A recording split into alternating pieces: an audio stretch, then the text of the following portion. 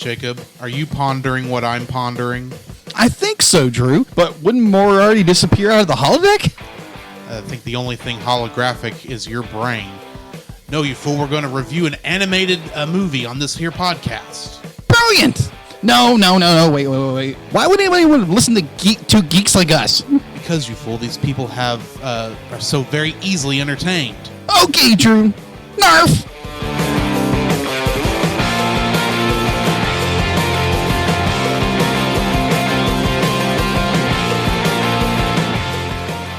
Hello and welcome to another episode of The Cellcast. Joining me today is a man who just can't figure out why he ever invited that bear to lunch, Jacob. Well, I pretend to be a very good host every once in a while. Much to your chagrin. Yeah, that is true. Why, thank you. I'd like to introduce our co-host, a man who just has an obsession with honey. Welcome, Drew. Just a little black rain over this honey tree. Very good.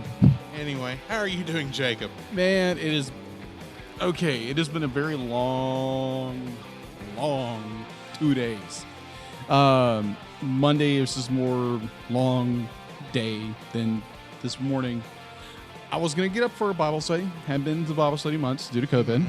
And so one of my amazing church fellow church members, it's like, hey, we've got Bible study at 5:30 in the morning.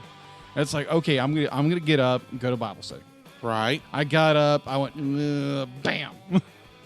And apparently within that, I shut my alarm off, thinking it's like, okay, I'm gonna get up in a couple of minutes, reset the alarm, and then I roll over.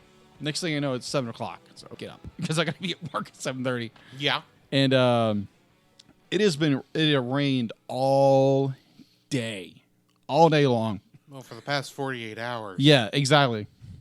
Yeah, because one of my coworkers be like, apparently can't sleep when it's thundering. Mm-hmm. I have the reverse effect and be like, I sleep like a rock. Yeah, I can understand that, actually. Uh-huh. I was fine until about 2 o'clock this morning when it sounded like a lightning bolt must have struck a tree because it sounded like an explosion went off right outside my window. Oh, I didn't know about that because I sleep through it. Apparently. But I'm sitting there, I'm dead to the world. All of a sudden, what? Oh, that's lightning. Is power on? Okay, good. My fan's still turning. Go away. Okay, I have one story to because I have one story to tell of that. So this was a couple of years ago. This was like 2000. So I'm a sound sleeper. Like one of my coworkers would be like, I can imagine if a tornado comes through our town, picks up where you live, and Jacob just sleeps through the tornado and wakes up and be like, huh? Where am I now? But so I am dead to the world. I'm I can't remember what the other day was, but I usually hear this massive sonic booms going on, boom, after another. It's like I bolt out of bed and it's like, what the crap is that? I know what this was. So I'd be like, okay, either I slept through this. It didn't go right over me. Yeah. Well, in my case, it went over me. So I wake up and it's like, okay, so either this is the end of the world or a shuttle blew up. Go back to sleep.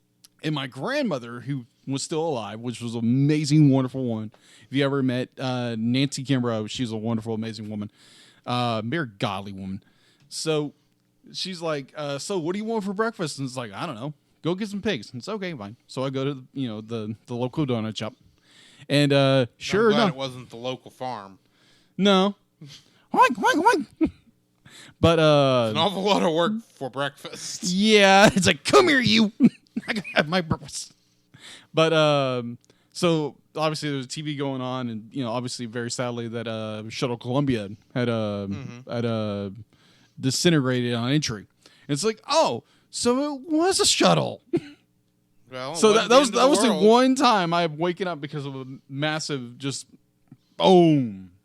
But yeah, that's my one story of bolting out of bed. Mine is having a very odd nightmares about vampires or snakes wanting to bite me. It's always something with fangs, isn't it? Apparently. Alrighty. Well, what have you been watching? Oh, what I've been watching? I've been watching some very good stuff. I've been Watching Brand New Animal on Netflix. I'm not one for those that I don't binge a lot, but when I do, I binge hard. Oh, do you now? Yes. So I had heard about Brand New Animal from I can't remember where I heard it from. Probably Chase. Probably I did. Because I know he was really into it when he first watched it. Yeah. And so I noticed it was on Netflix, and so I watched like the first episode, and I was like, "Oh my gosh, this is amazing!" And then a couple of months later, I watched it over again, and it's like, "Oh, okay." I'd be like seeing this one, and it's just I just bowled through it. I think like in 2 days. Absolutely, I mean, like it was a good show. Don't get me wrong. If I was to make parallels from some things in our own world, it would totally collapse that ideology. But I'm not gonna get into it here. But it was a good show. Obviously, it's made by Trigger, so something has to get very big at the very end. Okay. Okay. I hadn't seen enough to know what would get big. Gurren Lagann. I know what Gurren Lagann is. Yes. I was thinking this anime. Oh yeah, be like, What does this giant squirrel? Does the squirrel girl turn into a big giant thing? well, I assume she's not a squirrel. She's the Nuki. Tanuki girl. Tanuki girl. Does she turn into a giant Tanuki girl? No. But Do I want to know what gets giant? No, you don't. I mean, like to. I don't. No. I'd be like, let me phrase this correctly. Let me phrase this correctly. It's one of those shows you don't want spoiled. Okay. It's so you do have a few good revelations of what goes like. This character's this character's this, the conspiracy, what's going on. It's a good show, so I'd highly recommend it. I'm not going to spoil the ending because it's a good ending. It's a good ending. It's a lot of political intrigue and backbiting and all kinds of stuff. It's interesting. Definitely when it comes to the Bears baseball team. I'm going to say that. It's very interesting. The Bad News Bears? No, the baseball Bears. Are they bad news? No, they're not. Technically, they're the worst. So they're the Bad News Bears. Okay, either way. You don't even know what I'm referencing, do you? I think. What? Enlighten me, brother. Bad News Bears. From the... I think it's a kid's baseball movie. Like The Sandlot.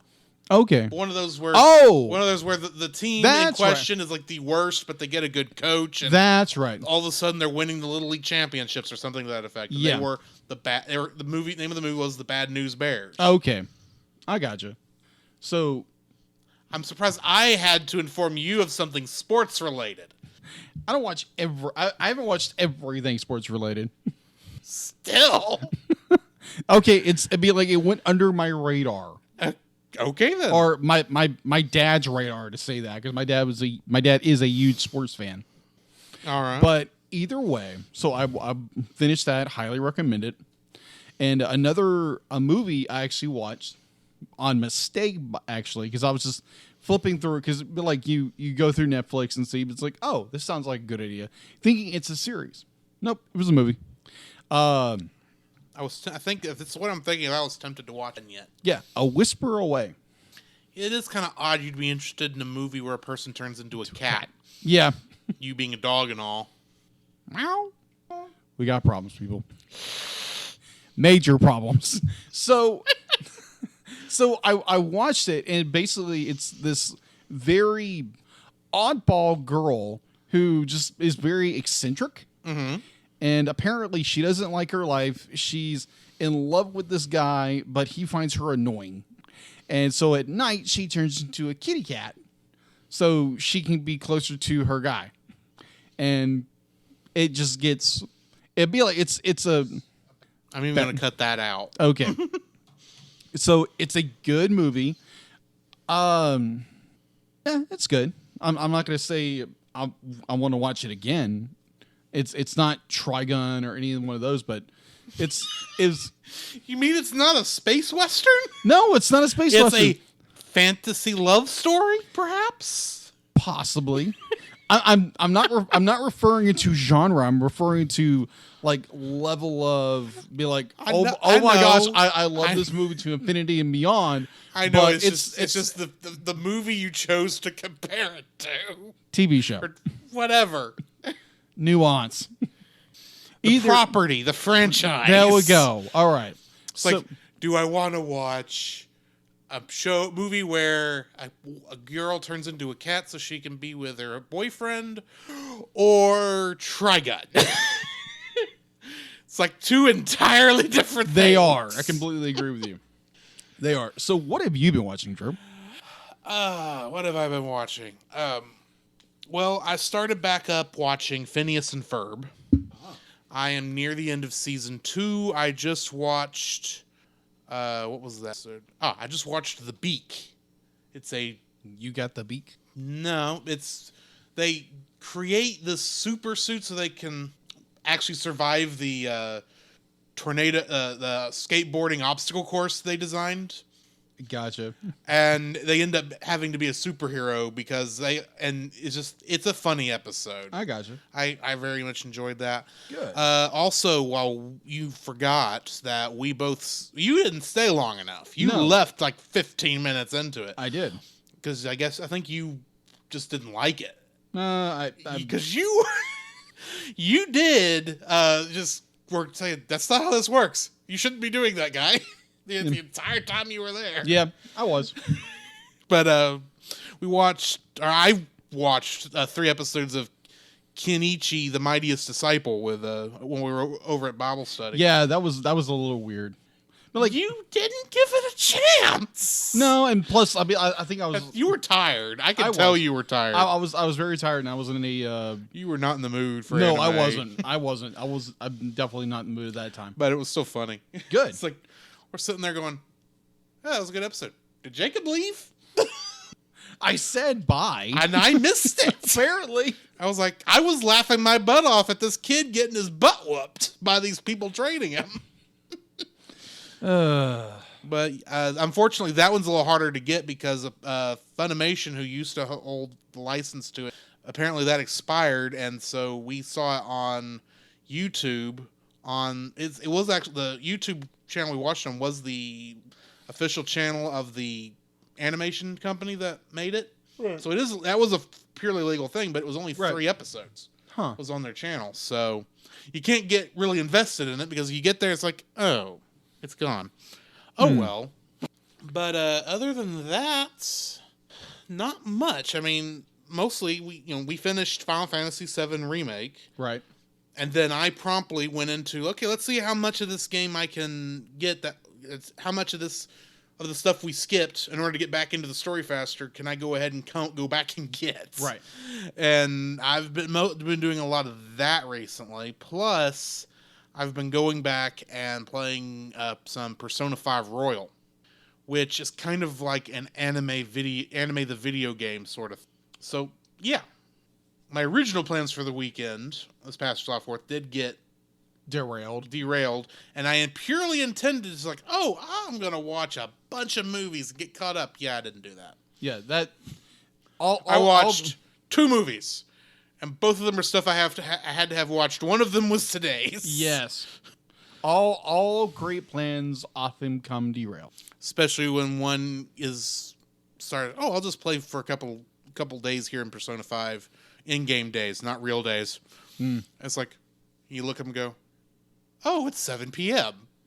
Perhaps I should do something else before everything closes down today. Exactly. Well, I did watch a certain classic late 1970s horror film. I watched it too. Yeah. And it was good. It was very surprising. It'd be like, wasn't really a horror film. What film I'm referring to is Halloween from 1976? 7, I thought. Yeah, 77. Doesn't matter. I didn't like it.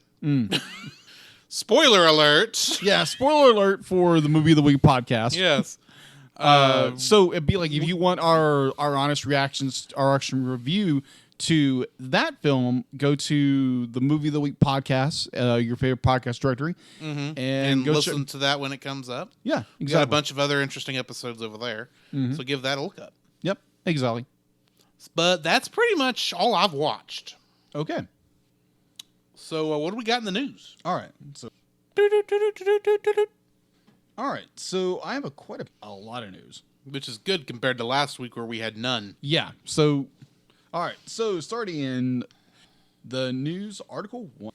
All right. So G-Kids has acquired production and distribution of animation for adults, and Family Entertainment has announced the requirement for the North American distribution rights for legendary animation house Studio Ghibli's Earwig, and the Witch. Ah, the new 3D. The first time Ghibli's done a 3D movie. Exactly. And it's done by Goro Misagami? Yeah, it's Miyazaki. Yeah. Goro Miyazaki, which is Hayau's son. Yeah. And so the movies he's known for is Up on Poppy Hill and Tales from Earthsea. Mercy, thank you. I've looked at all. I didn't read that on there. It's like you just say a key word. It's like, oh, here's the whole name of the title. Right. Thank you. I've looked through the collection enough to know. Okay, here's what's coming up. Well, I mean, I had to prepare a semi-schedule for Ghibli month in November. Right. All right. So the movie is slated to air on NHK in Japan this winter. G-Kids will release film theatrically in North America 2020. Alrighty. All right. So apparently we got some Scooby-Doo news. Do we now? Yes. Like Zoinks, man. This is awesome. Jinkies. Yeah, exactly. Thanks, Elizabeth. All right. So it looks like Scooby-Doo fans will have a special treat this Halloween. Warner Brothers Animation is preparing a new DVD and digital release featuring titled Happy Scooby-Doo. Happy Halloween from Happy Halloween Scooby-Doo, in which the Ghostbusting team. I was really hoping you said they were going to team up with the Ghostbusters. No. That's probably going to come down the line at some point. Well, except that Ghostbusters is owned by Universal. Scooby is owned by Warner Brothers. I can't imagine the amount of red tape it would take to get them on screen at the same time. Right. All right. So the team teams up with none other than Elvira, the Mistress of the Dark, and of all people, Bill Nye the Science Guy. It's a Scooby-Doo movie.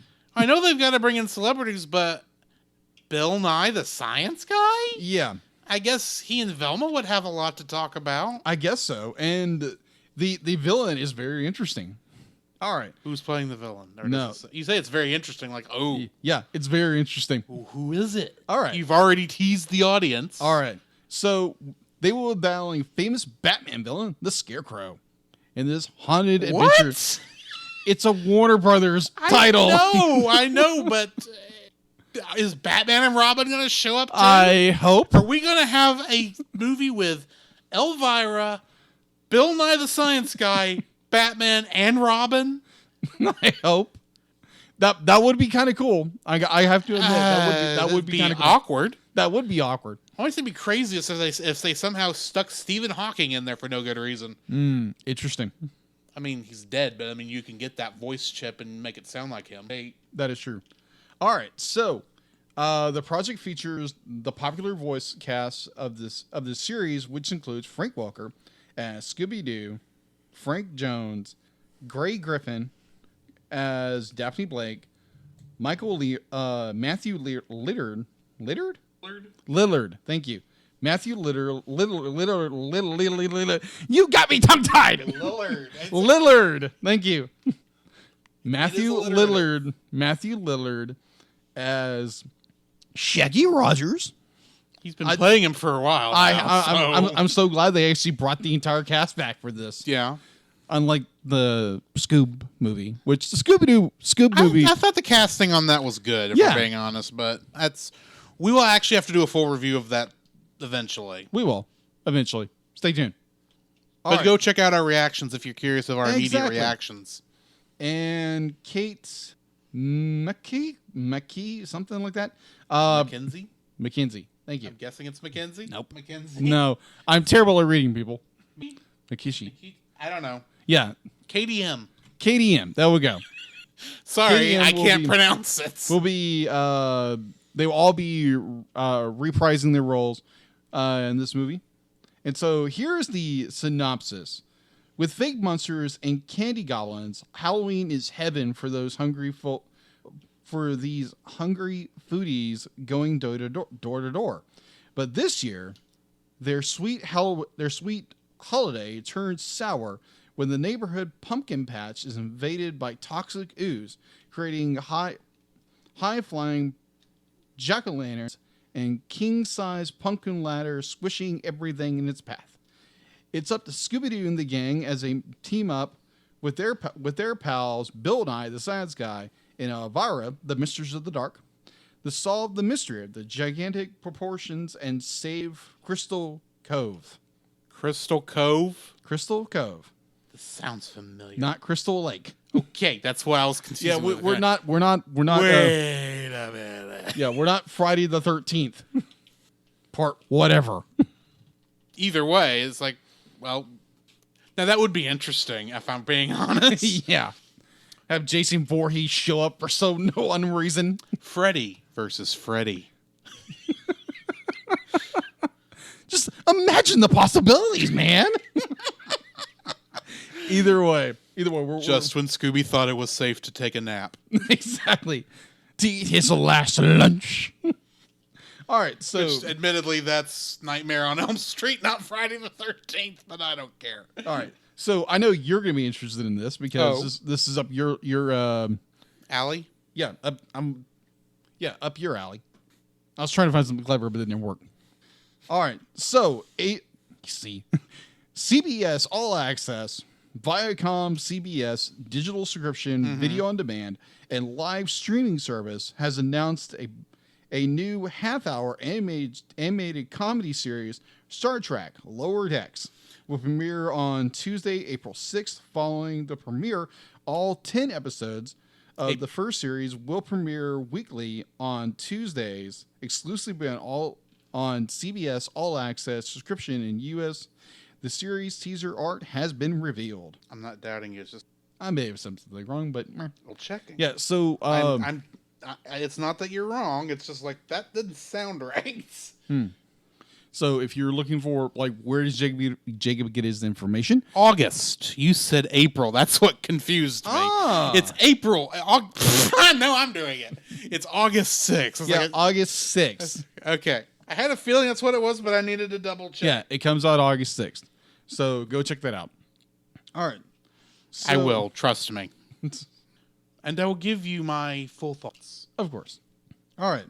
So Nickelodeon and award-winning Gray Point Pictures, Seth Rogen, Evan Goldberg, and James Weaver are jointly announcing today that the production will begin of the all-new CG animated Teenage Mutant Ninja Turtle theatrical motion picture.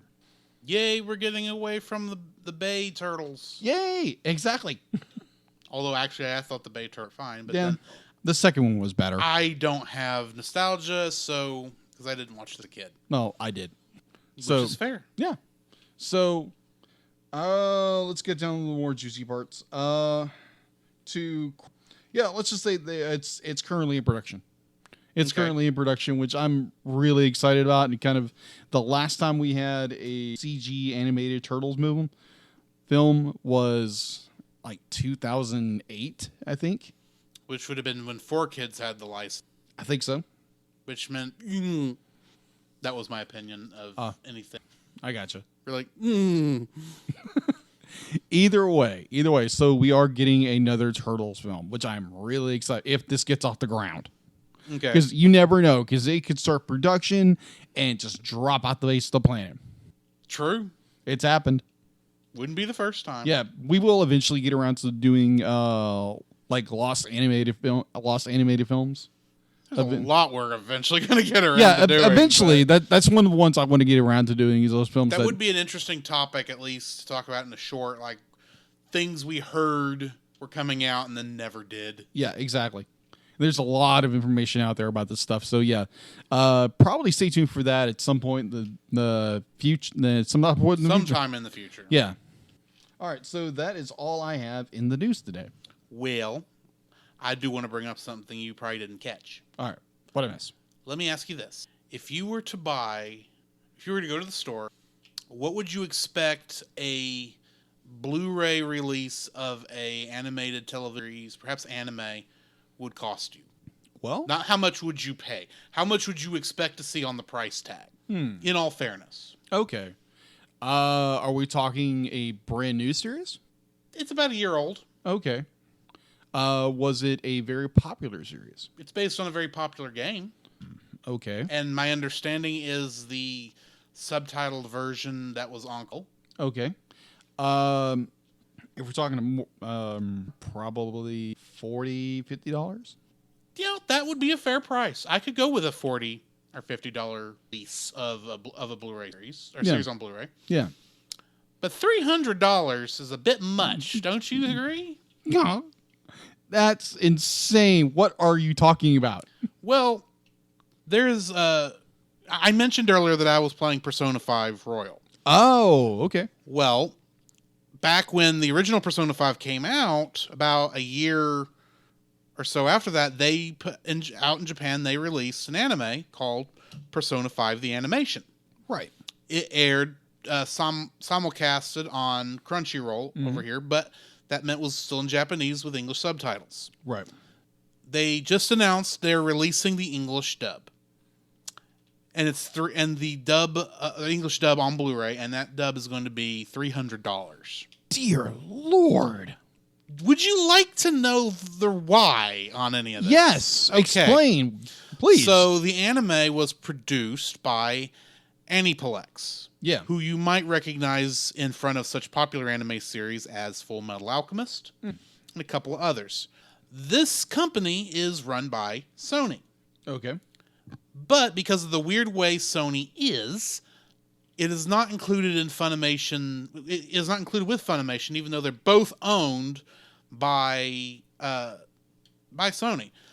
Aniplex of USA is directly owned by Aniplex of Japan, which is then owned by Sony, whereas Funimation goes through Sony,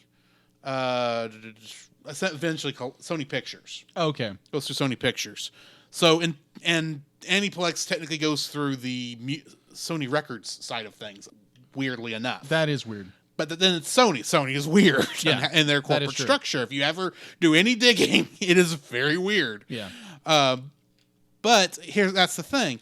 Aniplex of USA does exactly what Aniplex of Japan tells them to do, even if it means they probably won't sell a dime. Because they will sell a couple. And over in Japan, when they do these Blu-ray releases of television shows, they do roughly go for about that in American. Jeez. Because they know the nerds who absolutely have to complete their collection will go and buy them for that price. Oh my word. I would just wait until it goes streaming at least. Well, this did happen before. You remember the show I talked about last year, Cells at Work? Yeah. Same problem. The Blu-ray release is $300 of what is essentially a 14-episode series. So, no way. Maybe 3 discs, 3 Blu-ray discs, maybe.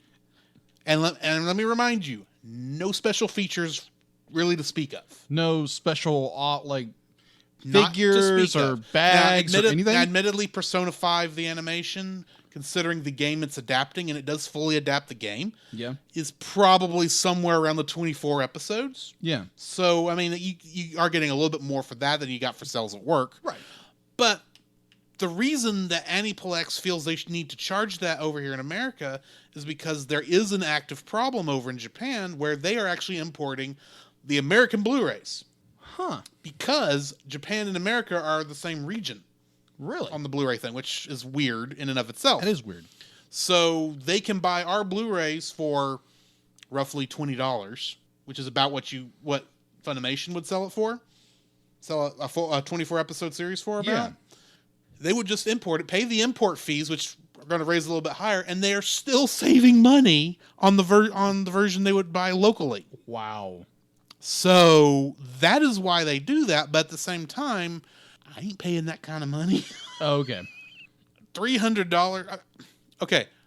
Let me put it this way. I bought Persona 5 when it came out. Okay. I have bought Persona 5 Royal when it came out. They are virtually the same game. Total price was $120. I'm still saving money not buying the Blu-ray. I agree with you there. And I get more entertainment. That is true. Wow. It's one thing. It's one thing that it's a completely original work. Yeah. Maybe I can understand that, but you don't have to watch the anime. You can get the same story done. My understanding is better. Yeah. If you don't mind playing the video game. Wow. Okay. That is interesting. So, in more of a kind of a lighter and not, oh my gosh, that would break the bank for some people. Yeah. All right. So, the problem is they'll get that money from somebody. Oh, they will. But not from me. No way on earth. You're like, wait till it comes to Netflix. Or some other streaming service. Yeah. So, I posted on the all the social media, Twitter, Instagram, Facebook. Yes. Which you can go follow us on. We'll tell you more about that near the end of the show. Exactly. So, I found this picture on Instagram, not Instagram, but Pinterest. Okay. And it was just basically this picture of Elsa from Frozen 2, who just looked like she was frustrated about something. Obviously, well, it is a clip from. It is a screenshot from the movie. Yes. And I think I know which part. Yeah, it's a really good scene. But if you don't know what's going on, you have no context. Yes. So I grabbed it and put it online. It's to be like, hey, everybody caption this and be like, and make it funny. And I had thank you so much for everybody who chimed in and had fun with that. Definitely on my. So why don't you read a couple of those? Okay. Or if you want, I'll read it. Hold on. I've got a few. Well, I'll give you a few when we go back and forth, whatever. All right. However you want to do it. All right. So from Amy Curry, I'm going to throw their names out here because these are really, really cool people, by the way. Her says they're touching the thermostat again. It's set at 65. That's too cold. That is way too cold. Who took the last cookie from the cookie jar? Says Heather Morgan. This one you might like. I'm not a morning person, but Olaf is. Yeah, I there's a reason I wrote that. Yeah, exactly. Because when I looked at that picture, the first thought was, oh, I felt like that. And it's usually at 5:30 in the morning when somebody is being chipper. Yeah. Hi, how are you doing? It's like, I'm that person in the morning. Which is why we do not share an apartment. Because I guarantee he would kill me. All right, so on to another. Okay. Actually, it's just never come up before. So. Exactly. That would be weird. All right, so to another one. Okay. Who brought the tofu? From Perry Morgan. Yeah. Actually, I don't mind tofu. From Brian R. Rafe, who was our last special guest episode. Yep. So big shout out to Brian. I said venti iced latte. Oh, the cold never bothered her anyway. That is true. All right. So from Jim Heron, our co-host over on the Movie of the Week podcast. Yes. Did you call me a snowflake? Seriously? From Bree Sheffield, I can't see my forehead. And then why would you? Anyway. A gift from SpongeBob SquarePants. I can't pronounce that word sometimes. SpongeBob SquarePants. Okay. He lives in a pineapple under the sea. Whatever you say, Chief. Absorbent and yellow and porous is he. All right. Anyway. All right. So to the last one, it's from I got it. I just be like, for some odd reason, I always have a problem reading sometimes. I know the word is just like, say it, darn it. All right. So from Zach, it says, focus, keep it in. Don't let them see the fart in you. Okay. Very bravo, Zach. Very bravo on that one. And obviously, I did skip a few here and there, but it was very funny. Like Charlie Cheek chimed in. What's that smell? or one from farts. Yeah, or Alyssa, who I previously worked with. Me when I'm on my way to my bathroom break and someone calls for service 5. 5 means Come to the front. Okay then. Yeah, that's never a fun idea. It's like, man, I gotta use the restroom, and now you're calling me to the front. This is unfair. Okay. Either way, so I thought I would chime that in because that was a lot of fun. Just there again to everybody who chimed in and dropped a comment here or there. It was a lot of fun. Thank you so much for doing that. All right, alrighty then. That's what I've got. So why don't we go ahead and move into the spoiler-free section of our review of the movie, The Many Adventures of Winnie the Pooh. Yes. So, question. Had you ever watched this or the 3 shorts that it technically comes from? Yes, I actually did. When I was very young, I remember seeing this. Because when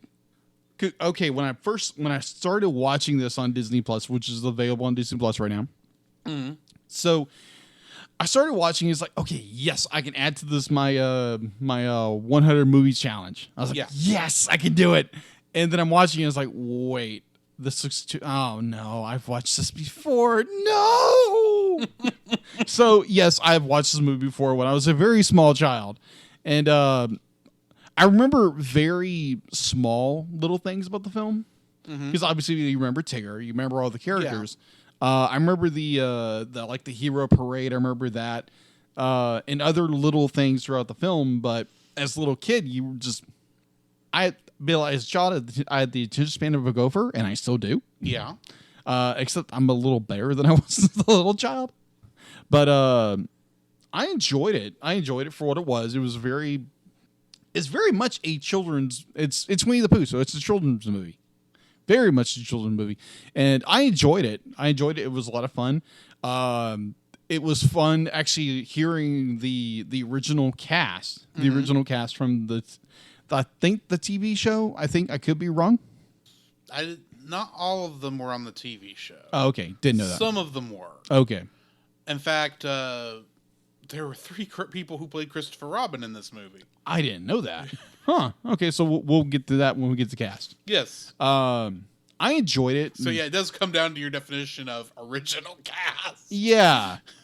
So it was a good movie. It's definitely it's definitely aimed at the kids demographic, the little kids demographic. Mm-hmm. It was a lot of fun. I would highly recommend it. Definitely if you got little ones. And if you want to go back and, like people that are our age, mid-30s. Mm-hmm. Live in some warm nostalgia for a bit. Yeah, exactly. Go watch it. It's fun. What about you? Believe it or not, I had never watched this movie before. Shock. I had watched The New Adventures of Winnie the Pooh, that TV show. Yes. When it was on in the late 80s. Mm-hmm. I had watched the recent Christopher Robin movie. Mm-hmm. And I enjoyed that, but I had never... I know I've seen clips from this movie. And I knew somewhat how this went, but I had never watched the whole thing. Huh. Or any of the 3 shorts. Okay. So it was interesting to watch these as they originally came out back in the 70s. Yeah. Even though some of the animation actually dates back from the 60s. But I enjoyed how this movie is put together. Because there is some creative editing they did in order to merge these 3 shorts into one whole movie. Agreed. And in some cases, they actually went and animated more to it. Yeah. So and a lot of breaking the fourth. A lot. And you would think, to some degree, that would get on your nerves, but yet, at the same time, it doesn't. It's like, this is brilliant how you're doing this. So, yeah, I mean, it's a fun movie. It was a nice way to spend a Saturday afternoon, and it was just a nice, fun little movie. Yeah, exactly. Highly suggest giving it a watch if you are looking for something just to kind of relax. And don't get spooked about the Heffalumps and Woozels. Anyway. I remember that as a kid, and I was like, okay, that's kind of... Heffalumps, not Hoofalumps. Yeah. Heffalumps. Heffalumps and Woozels. Anyway. It was a very fun, nostalgic fall back into the 100-Acre Woods. Yes. So I think that does bring us to the end of our spoiler-free section. Yes. So before we jump into our intermission, you got anything to add? The wonderful thing about Tiggers is that I'm the only one. You can say that. I can't. Anyway, just join us for the spoiler-filled section on the other side of our intermission.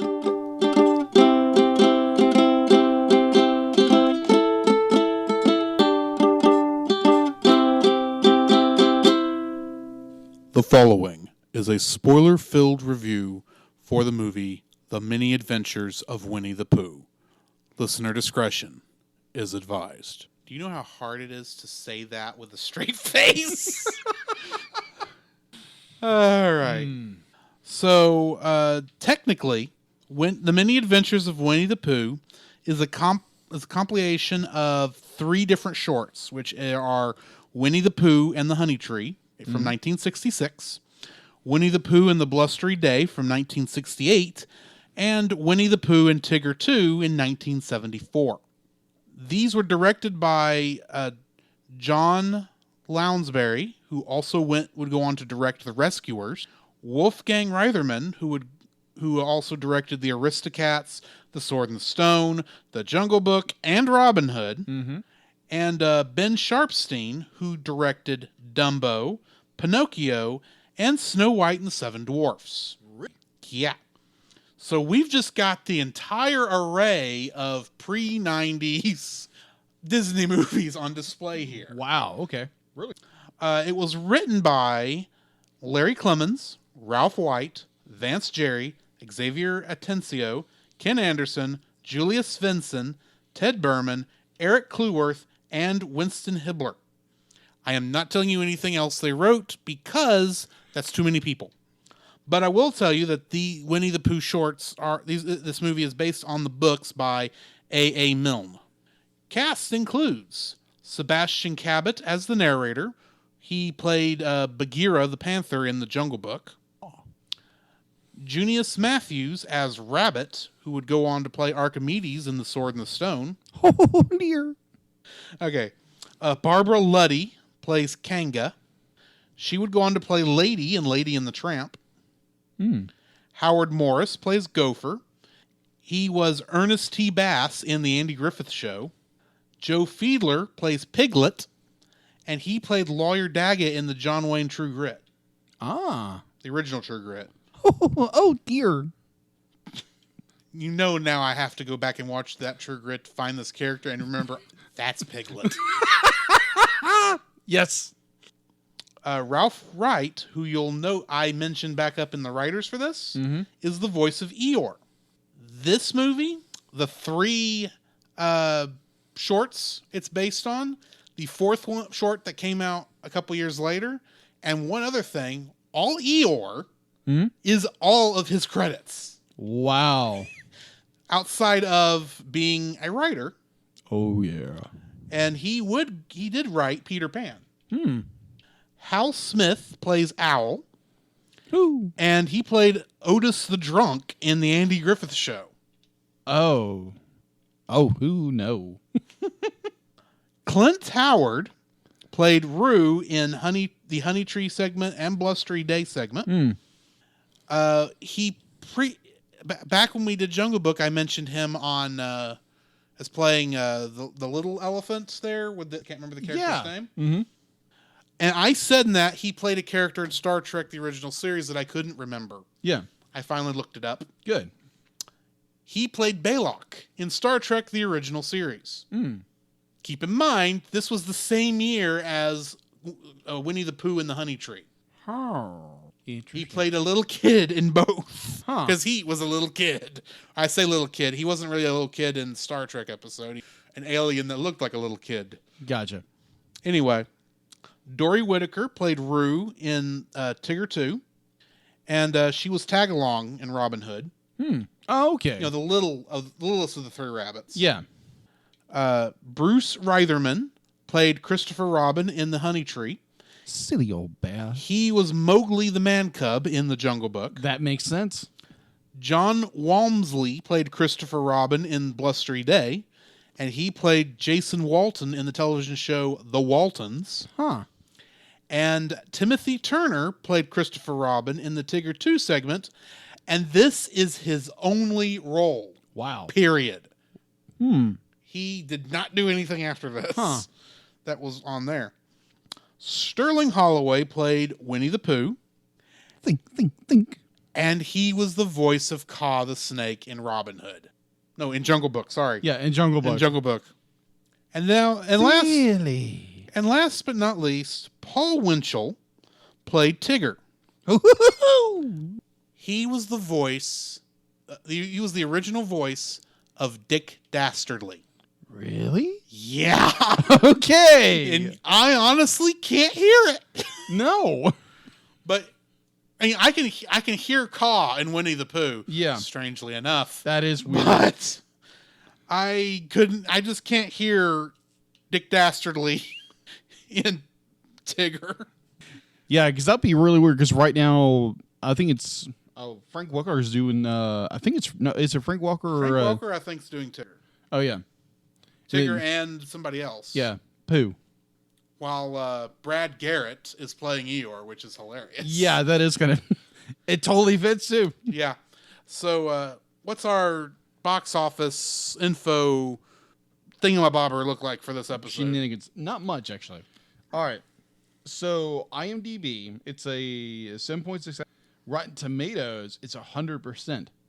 Nothing really to complain about in this movie, admittedly. No, there's not. Though really. I've got something. Yeah. It's got an 88% audience score. It was production was by Walt Disney Production and distributed by Buena Vista Distribution. I tongue-tied too much. It's fine. All right. It was released on March 11th, 1977, and there's no information, there's no data whatsoever on its budget, on how much if it ever went to theaters.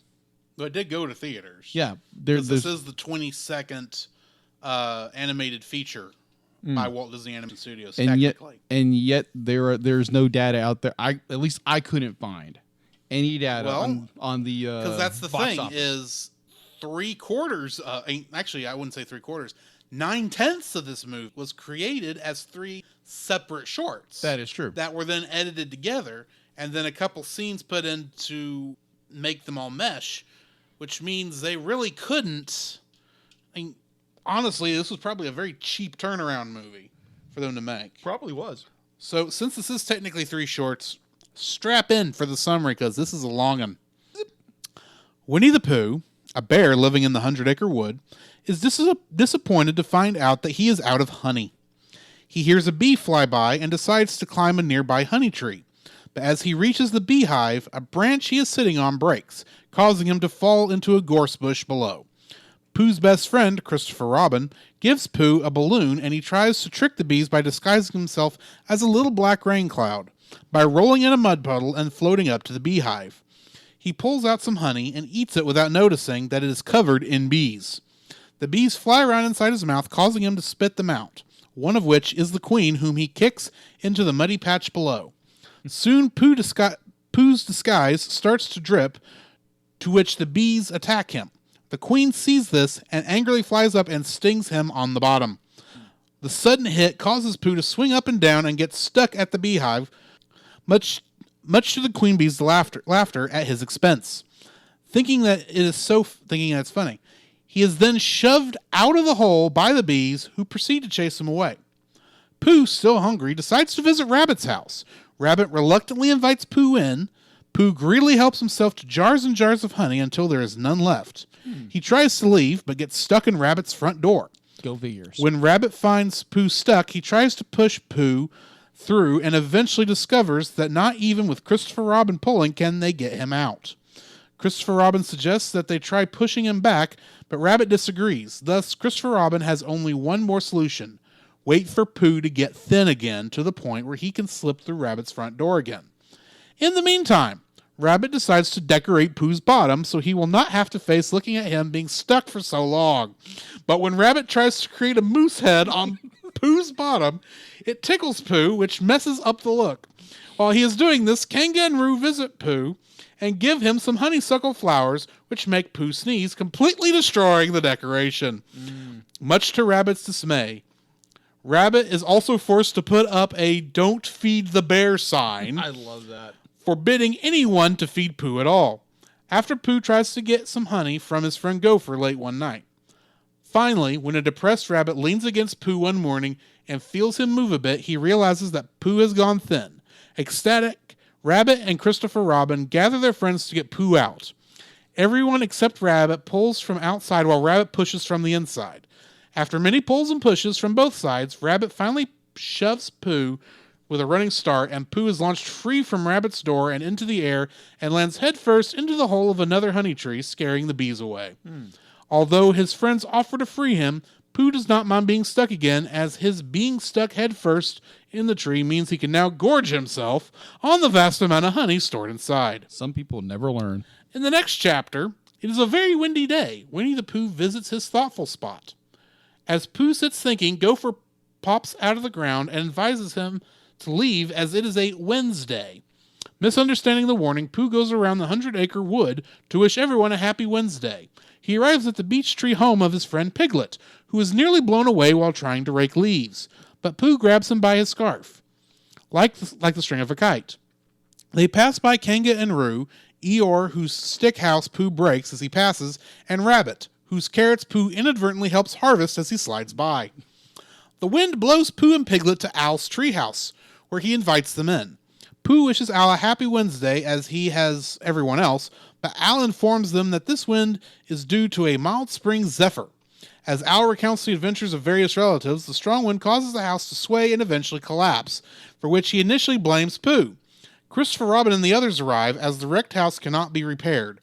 Eeyore volunteers to seek out a new house for Owl, who proceeds to tell more stories for quite some time, talking from pages 41 to 62.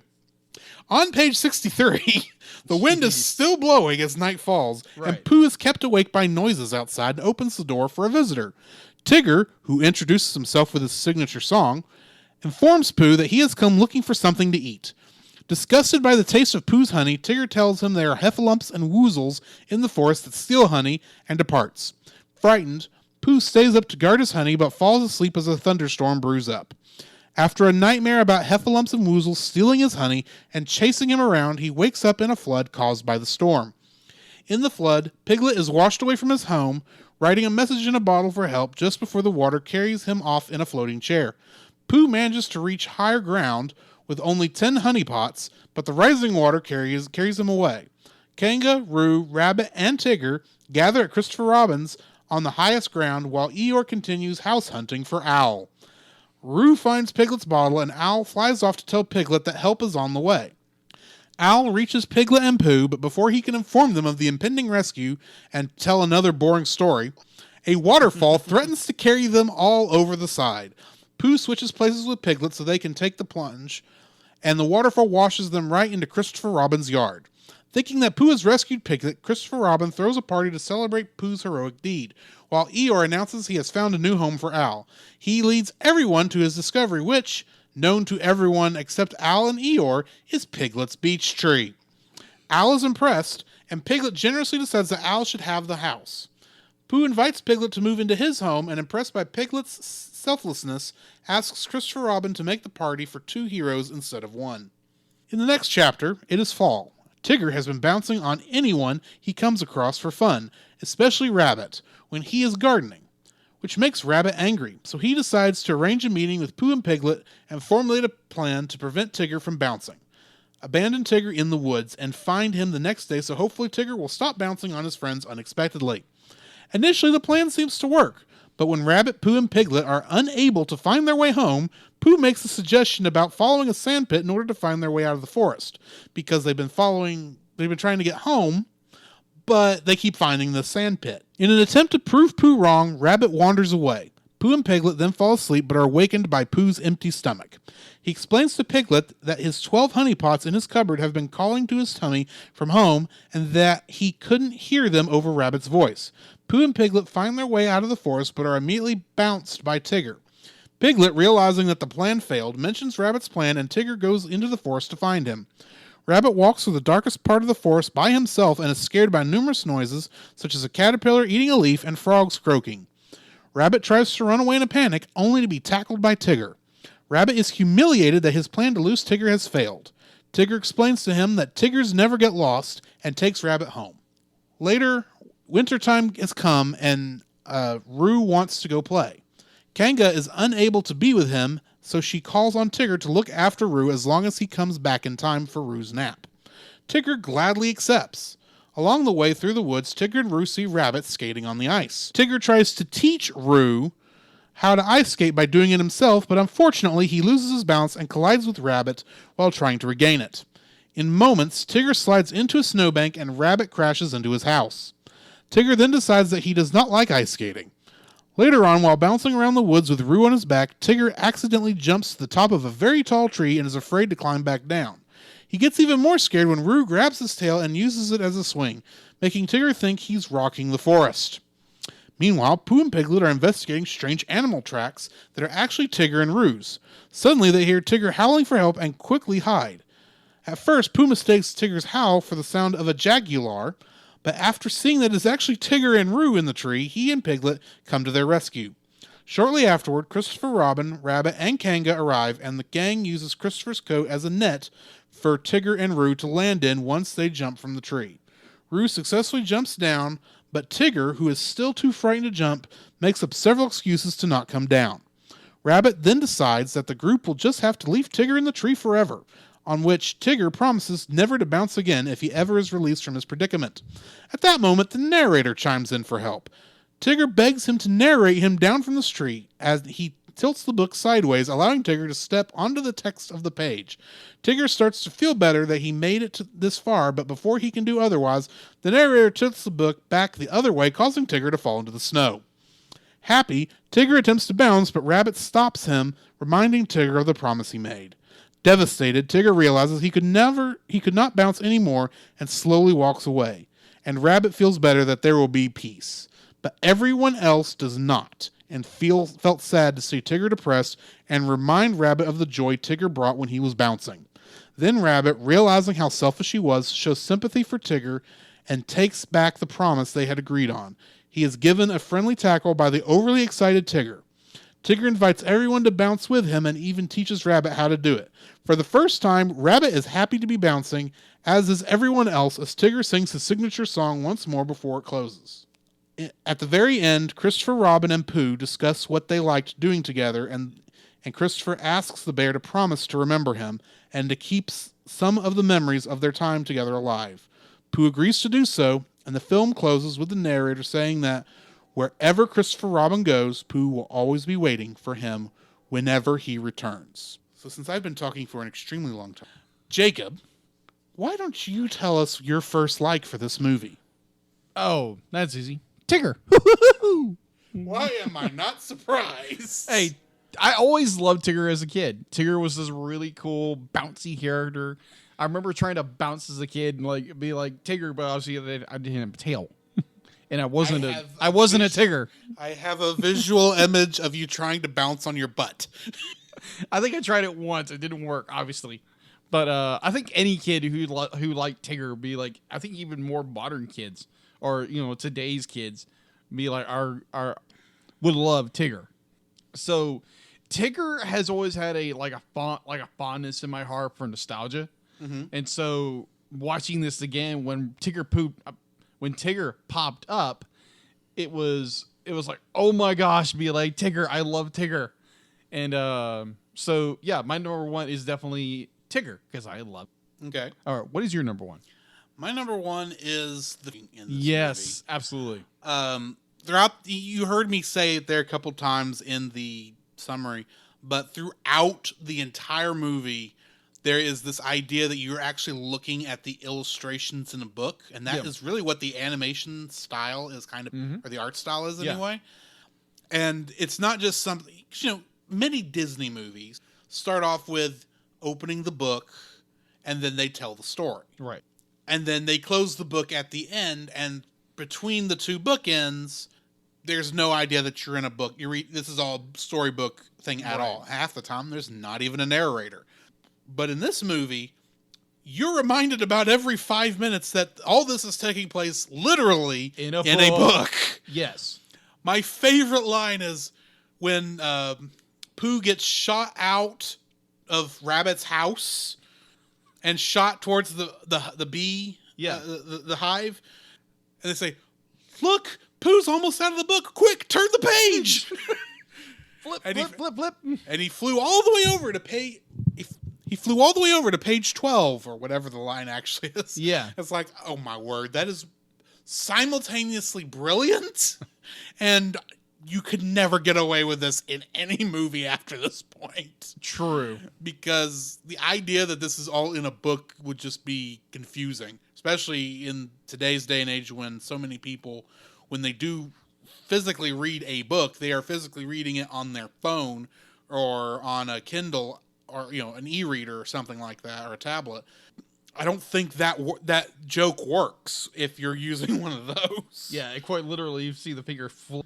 It just wouldn't. It's not as visually interesting as that is true. Turning the page. Yeah, visually seeing especially the page. When the other times we get that turning the page, like when we were switching between chapters, which is literally switching between shorts in most cases.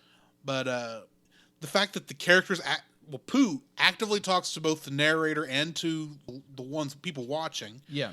And it's a brilliantly written thing where it's there. You really do feel like you're in the world, even though you're reading the book, even though you're actually just watching a movie. Mm-hmm. I enjoy that bit of it. You feel like you're a part of the adventure. You're not just a passive observer. You're just an observer who help any other than maybe turning the page. Even you're not really doing that.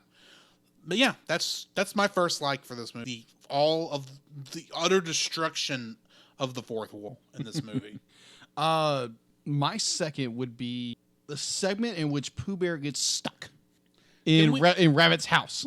I actually agree with this because this is a thought that has always crossed my mind anytime I've seen the clips from this. Yeah, and I even noticed it when I played this level in Kingdom.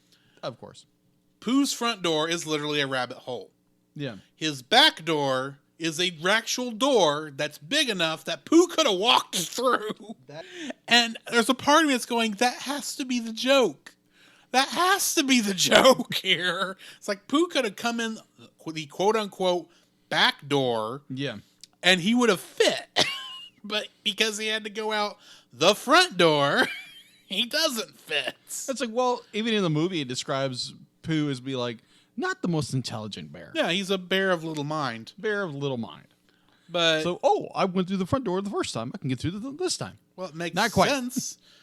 And the fact, I don't want to jump ahead. Go ahead. No, I was about to jump ahead, so you go ahead and do your next just the it's that whole running gag of like Pooh gets stuck and be like Pooh comes into Rabbit's den and eats all of his honey. Mm-hmm. It's like, just be like, help yourself. And like, you can see Rabbit is like, I don't want him here, but I'm going to be a gracious host and allow him to eat my honey. And of course, Pooh eats everything. Because he's Pooh Bear. He's Pooh Bear. And they get stuck. Mm-hmm. And the hilarity of the entire short is trying to figure out how to get Pooh out of there. You get Gopher. Gopher doesn't do anything in this except pop up every once in a while and becomes a temptation to Pooh Bear. And is very proud to not be in the book. Yeah. I wish I could do that. That'd be amazing to do Gopher's voice because just that yeah, that's not that voice. It's close enough. Yeah, but it was more New York gangster or Chicago gangster than it was. That is true. Than it was Gopher. That is true. Either way. Yeah, the entire short is hilarious. Be like it's a good little movie. So yeah, my second would definitely be the Pooh Bear getting stuck in Rabbit's hole. What is your number 2? My number 2 is the fact that I don't know why this maybe never occurred to me before, but these aren't just weirdly colored animals that happen to be living in the 100-acre wood. These literally are stuffed animals that are alive. And it never occurred to me that's what I was looking at. Because, you can see the seams, but it's like, oh, it's imagination. It's like, no. Pooh can actually get the stuffing literally ripped out of him. He turns his head all the way around at one point. That was creepy. It's like, oh, okay. They literally do have to nail Eeyore's tail back on because he is filled with sawdust. Mm-hmm. And at some point, I'm sitting there watching, that's ridiculous. And yet, it doesn't break the immersion. In fact, it actually helps it that this is all... You can tell this entire thing is based within the imagination of Christopher Robin. Yes. More than it is anything else. And it is his childhood toys that we're talking to. Mm-hmm. Or we're watching have these adventures for so long. It just makes perfect sense in a strange way that really, to my very grown-up and adult mind, at first gives me a little like, oh, well, that's not going to happen. And I go, of course it's not going to happen. This is in the mind of a child. Mm-hmm. Go with it. Yep. And strangely enough, once you accept that little bit, every bit of logic in this movie works. Anything that say, oh, that logically doesn't work, it's like, no, this is imagination of a child. Mm-hmm. Oh, that's actually, strangely at that point, then that knowledge makes the whole movie have logic. Mm-hmm. That seemingly is not there if you went based on what I described. Yeah. But that's my number 2 is how logical this world is set up and how these are just stuffed animals. Yeah. That are living in the forest. Alrighty. My 3 would actually be, this one's gonna be a little weird one, but the final short of what I'm calling Rabbit's Redemption.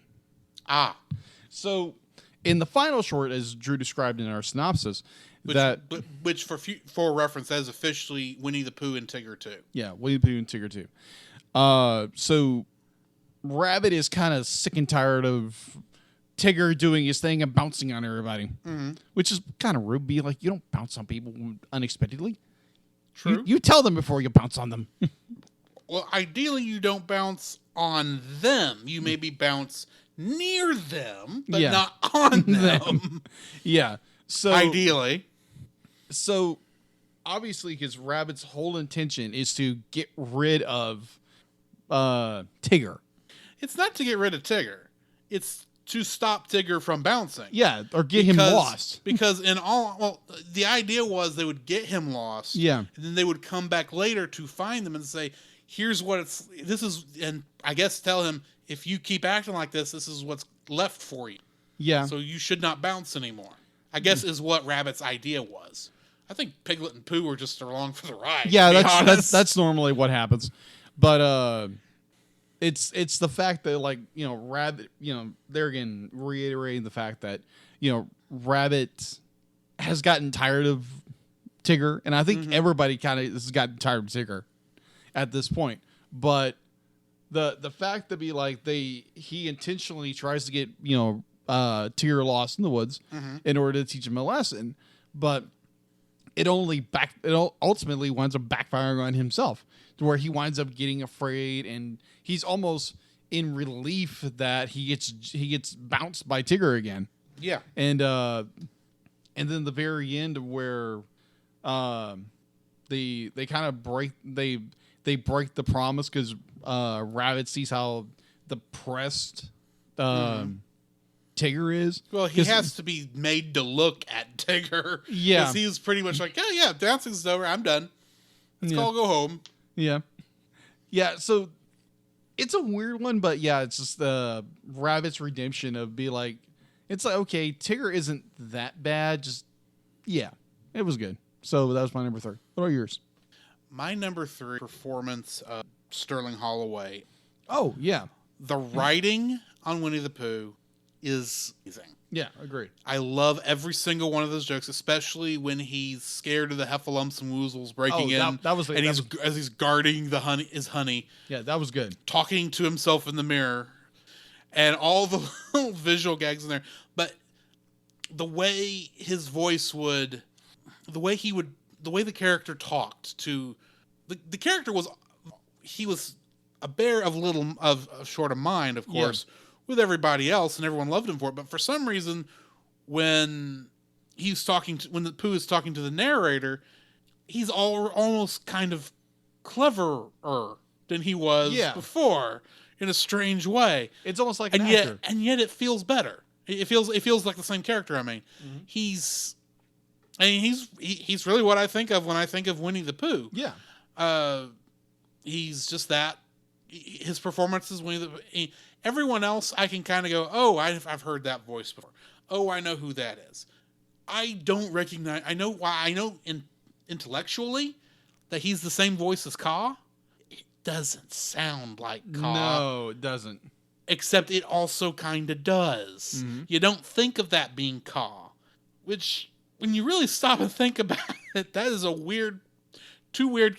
It's kind of hard to think of Ka and Winnie the Pooh being the same person. But yeah, it's just I enjoy the character of Winnie the Pooh so much in this because it's kind of hard to be mad at him.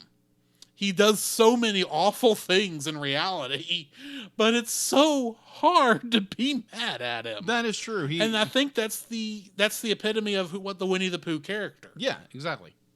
Anyway, that brings us to the end of our likes. What is your first dislike if you have one? Because I know this is going to be a toughie. Yeah, the first one would be poor Piglet. Poor Piglet, because little Piglet, he's got his own home. Apparently it's a generational home. Yeah, he's had it for years. He inherited it from his father, Trespasser's will. Yeah. So, oh my word. And so when Owl loses his house, obviously Eeyore goes trying to fight, because Eeyore's a cool character, even though he's depressed half the time. But who else would have that determination to keep looking for a house for Owl when there's a flood going on? Yeah. I'll float. It doesn't matter. But so he finds this house and it's like, oh, this is perfect. This is perfect for Owl. But it turns out to be poor Piglet's house. Yeah. And it's like, okay, everyone's almost in agreement. Okay, this is Owl's house. Yet everybody knows, except for Owl and Eeyore, that it's Piglet's house. And it's like, Christopher, step in here, please. You are the sole voice of reason in this community. Step in and put a stop to this. Go build Owl a house in another tree. Something like that. And poor Piglet just gives in and be like, oh, I'll go live somewhere else. And obviously Pooh allows him to sleep. Yeah, which is nice of Pooh, but house. At the same time, he never should have had to give up that. No, he shouldn't have. This is so wrong. Exactly. Like I said, poor Piglet. So that is my number one dislike, is poor Piglet. What is your number one? Your first dislike? My first dislike, it's Tigger during the Blustery Day segment. Okay. Now, granted, this is the first time he shows up. Nobody knows who he is. And he just is a menace the entire time he's on screen. That is true. He is actually a much more likable character when you get to the Tigger 2 segment. Yeah. But in Blustery Day, let's look at what he does. He invades Pooh's home. Mm-hmm. He tells him Pooh's favorite food is disgusting. And then goes to say, hey, your disgusting food, Heffalumps and Woozels are going to come and steal it. Bye, I'm out of here. I'm hopping along. It's like, what the crap, man? Worst house guest invader ever. Yeah, it's like, who let you in? Are you Loki? You've got to be Loki. Exactly. You are the Loki of this cast. That's all there is to it. I don't know. That's gonna get drawn. I know. I don't know who the Thor is, but Tigger is definitely Loki. Oh, it's Pooh. It's definitely Pooh. Oh bother! I'm gonna have to draw that. You just had it in my head. Winnie the Pooh as Thor and Loki and Tigger as Loki. Good night. And I guarantee there'll probably be some listeners is like, how dare you say that? But they'll be like, that works. Piglet is Captain America. Okay. I'm trying to think. Oh, Eeyore has to be Hulk. Oh, yes. Yes, in a heartbeat. Kanga's probably, what's her name? Black Widow. Yeah. Or Rabbit, I guess it'd have to be Iron Man. Yeah. And then Rue is, of course, Peter. Yeah. Peter Parker. Works. Then who would Al be? Jarvis. Jarvis? No, he's probably... I could see him as Hawkeye. Falcon. Mm-hmm. Hawkeye. Okay, that works too. He works as Hawkeye. That is true. He's a the bird. Strangest little thing we've gone off on. Anyway, yeah, that's just is like I like Tigger as a character because he's that injection of insanity in what is mostly a calm cast. Sure. But in this one is like you're just being a jerk in this section. True. So yeah, that's my first dislike is Tigger during the blustery day segment. Now this is hard. This is really hard trying to pin down two others. Mm-hmm. And honestly, I don't have one. I mean, like I really can't think of it off the top of my head because I didn't remember it. Right. But like it was such a good, collaboration of shorts. Because most of the time you find most of these are full length features. Mm-hmm. But the way they did this, put it together, and the segment shifts are so incredibly well done. Yeah. It's very hard to just pinpoint where the flaws in this thing were. And that's the only one I can really think of. I do have one thing, and it's really more of a disappointment than an actual... The Heffalumps and Woozels song has the feel of Pink Elephants on Parade. Makes sense. It's not as good as Pink Elephants on Parade. And honestly, I think that is the the Heffalumps and Woozels song has got to be the part that the third director actually did, because he is actually uncredited in the... Really? And when you go on IMDb, it just says past cartoons. Huh. Which doesn't really tell you anything. No, it doesn't. And I'm convinced, since he also did Dumbo, and this feels so much like Pink Elephants on Parade, that has to be the section he did. But it's ultimately... And I'd heard how... I'm not scary, but I had heard how good the song Heffalumps and Woozels was, and I actually have a heavy metal version on my phone. Really? I'll have to let you hear it later. Okay. But in context of the movie, that sequence is like, this is disappointing. This is boring. Mm. This shouldn't be boring for what I'm seeing, but yet it kind of is boring. We need to throw Dumbo in this thing and get back to Pink Elephants on Parade. I'm sorry, because that's much better. But anyway, that's the only other thing I can really think of. All right. So I think we should rank this. Yeah, I think we should. I am going to give this movie 8.5. Oh, really? It sounds like I'm docking it pretty heavily. I'm really not. There are a couple of weird little things I noticed, like the fact that there are some scenes where you can actually still see the pencil lines. Yeah. In the animation. I forgot to bring that up. Yeah. I don't really count that against it because those pencil lines kind of fit the animation style. Yeah. Definitely. But at the same time, it stands out a little bit. So I'm kind of docking it for that little bit, and I don't really like the live action kind of segments during the opening credits and the closing credits. Yeah. It doesn't really fit. And plus, good night, you could tell what elements in that were animated, and we're not physical props. Yeah. Including both of Stuffed Pooh's eyes. Yeah. That was creepy. Just a little bit. Just a little bit creepy. But yeah, it's one of those where it's not perfect. It's a movie that I enjoy, but it doesn't blow me away. Uh-huh. No matter how blustery it gets. So yeah, that's why I'm giving it an 8.5. I will give it a solid 8. It's good. That brings back a warm nostalgia film to kind of to kind of quote Pooh, it's a very nostalgic, warm feeling in my tummy. Okay. It was a very fun journey back into that that nostalgia of childhood. It does have its little flaws, obviously, because it's three or four little shorts cut together, and it's good. It's got its little flaws, like you said, and but it's enjoyable. It's an enjoyable little film that, like I said in the beginning, that adult who's our age, maybe even older, probably watched this as a child and find it on Disney Plus and enjoy it and share it with kids, share it with nieces and nephews. It's a good little film. All right. Well, that brings us to the end of this episode, which means we need to roll for our next movie. With Winnie the Pooh falling off, Monsters vs. Aliens mutated once again to fill 3 slots because this is the 8th movie that it's been on the list for. It is now currently sitting at 1, 2, and 5, with Dragon Ball Z: The Dead Zone sitting at number 3, Toy Story sitting at number 4, and The Adventures of Tintin sitting at number 6.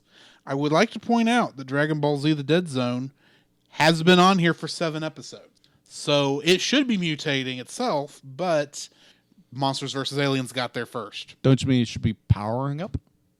It's gone with at least one Kaioken level. Maybe it'll go a second here eventually. Yeah. But yeah. So this was my movie, so you actually get to roll this. So roll that beautiful bean footage. 6. And we got The Adventures of Tintin. Yes! So join us for that next time. Snakes! Next week. Jacob, why don't you go ahead and tell people about the stuff that's not in our... So, yeah, guys, you can now find us on Instagram and on Twitter under the Cellcast, and I think it's Cellcast and Cellcast Podcast. Mm-hmm. And Twitch is the Cellcast Gaming. Yeah, and Twitch Cellcast Gaming. You can go check us out there, and yeah, come and join the conversations and help this community grow. It'd be much appreciated. So I just was double checking, and apparently my host party didn't keep up with everybody. But Joseph Hamrick, at some point, about 29 minutes prior to me seeing it, said that part always scared me as a kid.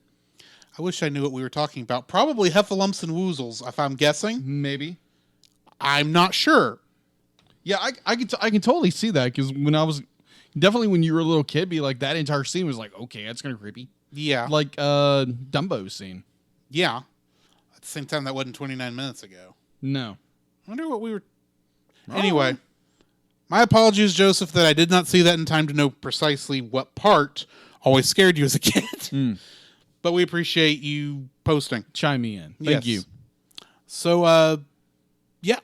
Come, Jacob. We must prepare for next week. Prepare for what, Drew? The same thing we do every week, Jacob. Record a podcast. Oh, boy. So where can they find you, Jacob? They can find me on Facebook at Jacob B. Heron and Jacob's Daily Art Corner, my personal art Facebook page. On Twitter at Jacob B. Heron. On Instagram at Jacob B. Heron. And on Letterboxd at Jacob Heron. Where can they find you, Drew? You can find me on Facebook at Drew Dodgen. You can also find my Facebook page at Drew's Photo Bin, where I upload my photography. You can also follow me on Letterboxd at GGeorge759 and Twitter at GGeorge759. Where can they find us, Jacob? You can also visit our website, thecellcast.podbean.com, where you will find every episode we released and links to listen to it on Apple Podcasts, Google Play, and Stitcher. Our RSS feed, if we aren't in your favorite podcast app directory, please share, review, and subscribe to us there and share us with your friends. You will also find a link to our Facebook group, the Double Feature Podcast Community, where we talk about both animated and live-action movies. We share this with our other podcasts, which we do with Jacob's brother Jim, at the Movie of the Week podcast, where we talk about live-action movies. You can also email us at thecellcastpodcast@gmail.com. Also, please like our page on Facebook. We try to post about upcoming movies. If you comment on that movie's post before we record, we'll read your comments in the episode. And remember, every time we say the Cellcast, that is with a single L.